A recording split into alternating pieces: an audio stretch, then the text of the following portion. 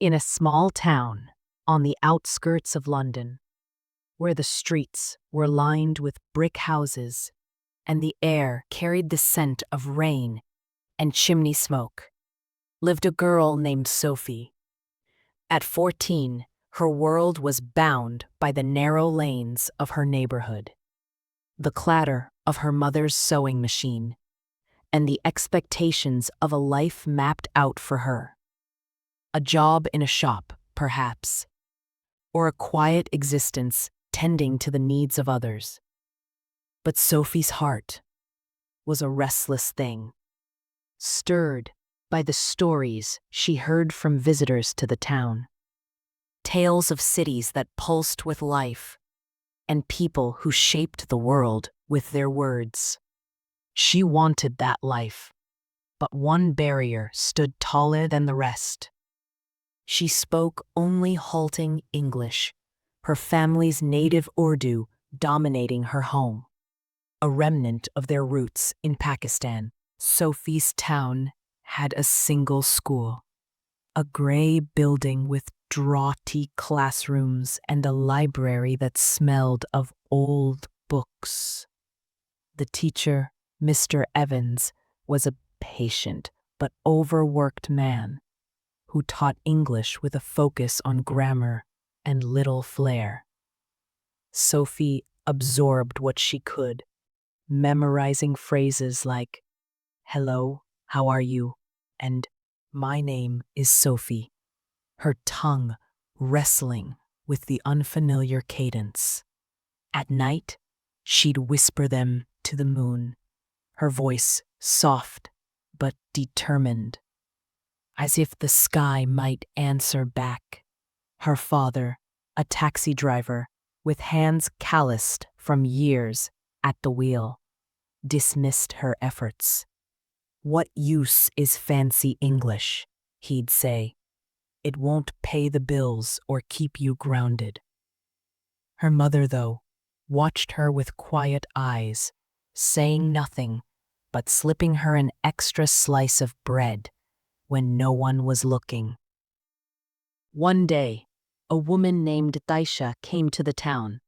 She was a teacher from central London, part of a community program to improve English fluency in underserved areas. Aisha was different, bright-eyed, with a voice that blended warmth and authority. She set up a small class in the town hall, teaching anyone who would come. Sophie was there every day, her notebook filled with wobbly letters and misspelled words. Aisha noticed her hunger, the way her eyes lit up when she got a sentence right, the way she stayed late to practice, even when the other students drifted away. "You have a gift, Sophie," Aisha said one evening, handing her a worn English dictionary. "Words can open doors. Keep going." Sophie devoured the dictionary, reading by the glow of a desk lamp after her chores were done. She learned words like ambition and freedom, rolling them around in her mouth like new flavors. She listened to Aisha's radio, catching snatches of English songs and news, mimicking the cadence until her accent softened. When Aisha left, after 6 months, she gave Sophie a gift, a scholarship application for a secondary school in central London that emphasized English and technology. "Apply," Aisha said. "You're ready." The application was a battle. Sophie's father refused, saying the city was too fast, too dangerous for a girl. Her brothers teased her, calling her dreams impractical. But her mother, silent for so long, spoke up one night. "Let her go," she said, her voice steady. "She's not meant to stay." Sophie's father relented, perhaps out of surprise, and Sophie boarded a train to London with a single bag and a heart pounding with fear and hope. Central London was a whirlwind of noise and light, a city that never paused. The school was rigorous, the classes taught entirely in English, and Sophie struggled to keep up. Her classmates, city-born and fluent, smirked at her accent, but she refused to shrink. She studied late into the night, her dictionary her constant companion, translating her thoughts from Urdu to English until they flowed naturally.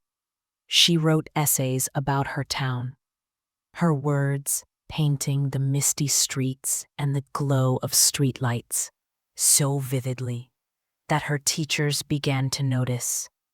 By her final year, Sophie was top of her class, her English polished, her confidence a quiet fire. After graduation, Sophie didn't return to her town, not yet. She won a scholarship to a university in London, where she studied computer science, a field that felt like magic to her, a way to build something from nothing but code and ideas.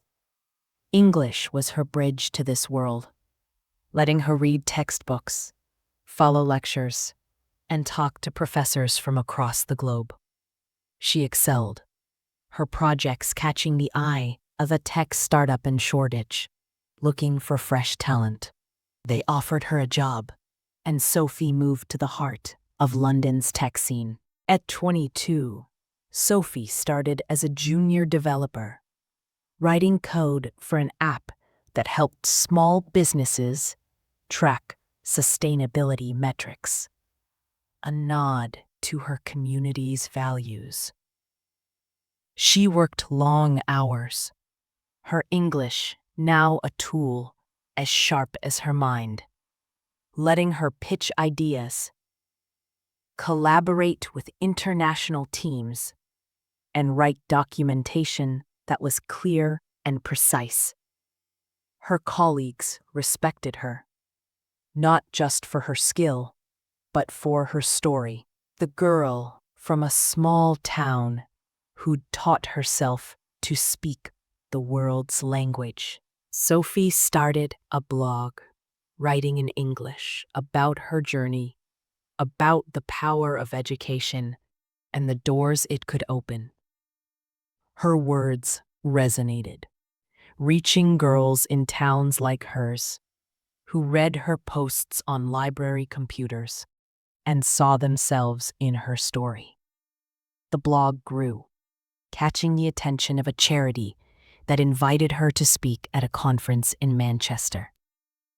Standing on a stage, her voice steady in English, Sophie told a room of hundreds about her life, about the dictionary that changed everything, about the mother who believed in her when no one else did.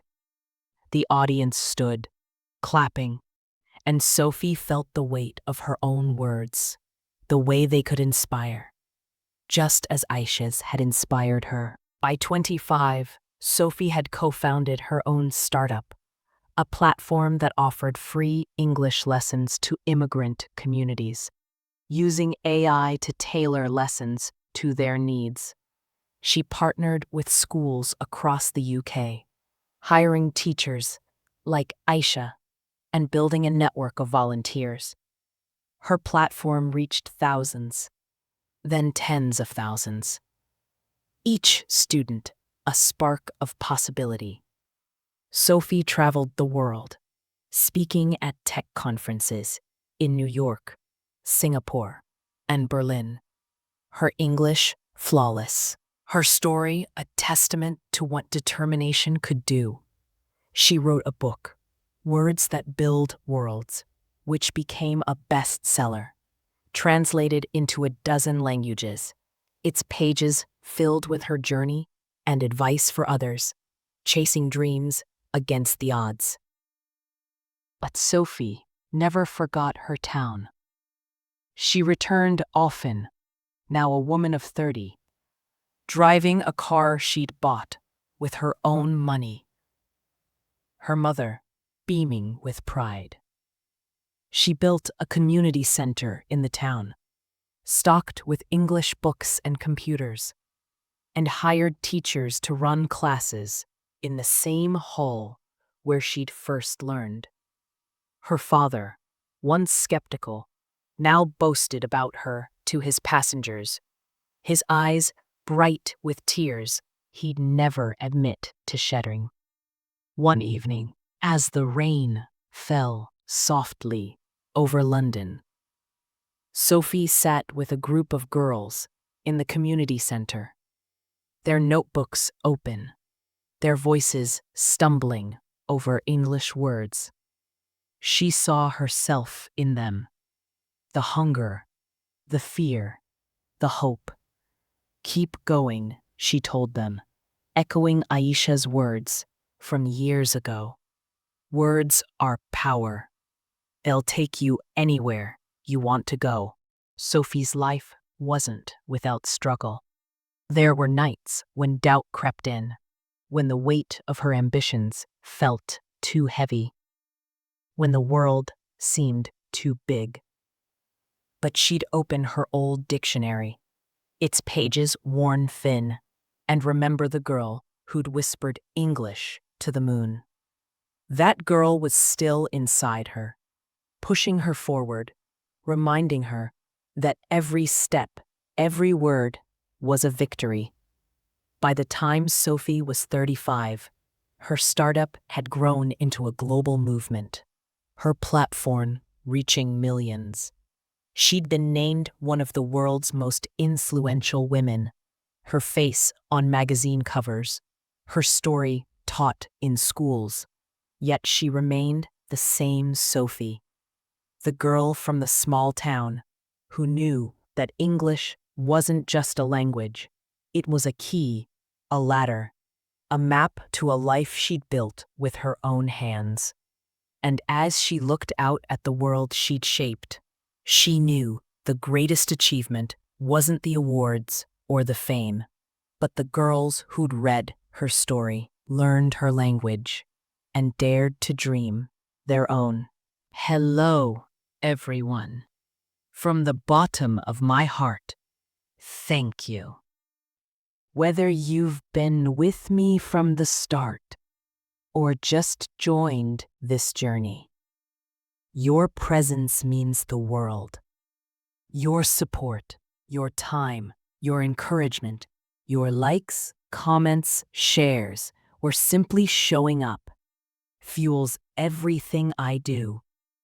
You're not just an audience, you're a community, a spark, a reason to keep going. Every moment you spend with me, every word of feedback, every cheer or challenge pushes me to grow, create, and share more. I'm endlessly grateful for the energy you bring and the connection we share. Here's to you, my inspiration, my motivation, my reason to keep showing up. Thank you for believing in me, for being part of this story, and for making it all so worthwhile. Let's keep building this together with all my gratitude.